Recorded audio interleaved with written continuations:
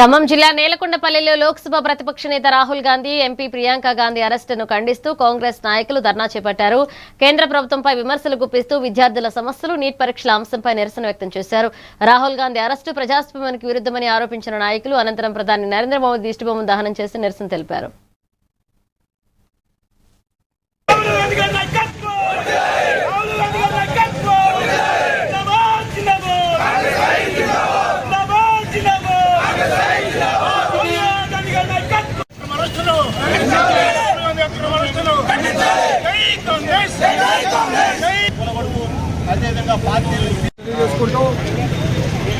రాహుల్ గాంధీ గారి నాయకత్వం, రాహుల్ గాంధీ గారి నాయకత్వం, రాహుల్ గాంధీ గారి నాయకత్వం, పొంగులేసిన నాయకత్వం.